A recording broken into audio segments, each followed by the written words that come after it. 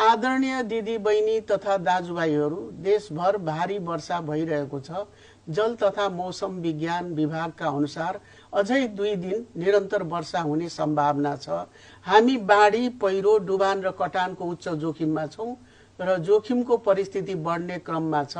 हाल नदी नालाहरूको बहाव उच्च सतर्कताको तहमा छ र निरन्तर वर्षाका कारण खतराको तहमा जान सक्ने सम्भावना अधिक छ। धेरै स्थानमा पहिरोको जोखिम पनि उत्तिकै छ। यो चुनौतीपूर्ण समयमा म सबै नागरिकहरूलाई आश्वस्त पार्न चाहन्छु कि सरकारी निकायहरू उद्धार र राहतका लागि प्रतिकूल प्राकृतिक परिस्थितिका बावजुद उच्च मनोबलका साथ पूर्ण तयारीको अवस्थामा छन्। यस बखत नेपाल प्रहरी, सशस्त्र प्रहरी, नेपाली सेना, प्रशासन, स्वास्थ्यकर्मी, अन्य सेवादायी निकायहरू आपतकालीन सेवाहरू नागरिकहरूलाई यथासम्भव तत्काल सहयोग प्रदान र जोखिमपूर्ण क्षेत्रहरू सुरक्षित गर्न 24 घण्टा तयार अवस्थामा रहेका छन्।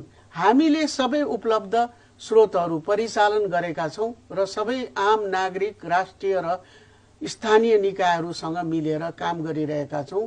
हामी महत्त्वपूर्ण राजमार्ग तथा अन्य अत्यावश्यक पूर्वाधारको सक्रिय रूपमा निगरानी गरिरहेका छौं र अवस्थाले अनुमति दिने बित्तिकै सडक मार्गहरू पुनः खोल्नलाई प्राथमिकता दिनेछौं। हाम्रा टोलीहरूले काम गरिरहेको बेला म सबैलाई प्रत्यक्ष अपील गर्दछु, तपाईं जहाँ जुन अवस्थामा हुनुहुन्छ सुरक्षित रहनुस् र अरूलाई पनि सुरक्षित रहन प्रेरित गर्नुस्। अत्यावश्यक नभएसम्म यात्रा नगर्नुहोस्। बाढीको पानीमा वा पहिरोमा गाडी नचलाउनुहोस् वा आवतजावत नगर्नुहोस्। तीव्र बहाव, डुबान र अस्थिर सडकहरूको खतरा उच्च छ। यदि तपाईं डुबानमा पर्न सक्ने क्षेत्र वा पहिरो जोखिमयुक्त भूभागमा हुनुहुन्छ भने ज्यान र धनको सुरक्षा गर्न सावधानी अपनाउनुहोस्। कुनै पनि कार्य गर्दा जोखिमको पूर्व आकलन गरी सुरक्षालाई उच्च प्राथमिकता दिएर मात्र गर्नुहोस्। प्रहरी र अन्य विपद व्यवस्थापन कार्यालयद्वारा जारी गरिएका सबै आधिकारिक चेतावनी र सूचनाहरूलाई ध्यान दिनुहोस्। तपाईहरूको सुरक्षा नै हाम्रो सर्वोपरि चिन्ता हो। आवश्यक सहयोग लिन अप्ठ्यारो नमान्नुहोस्।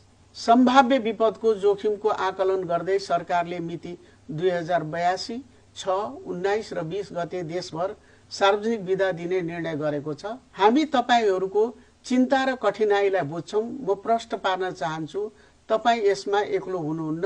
राज्यका सम्पूर्ण स्रोतहरू आज तपाईहरूसँग छन्।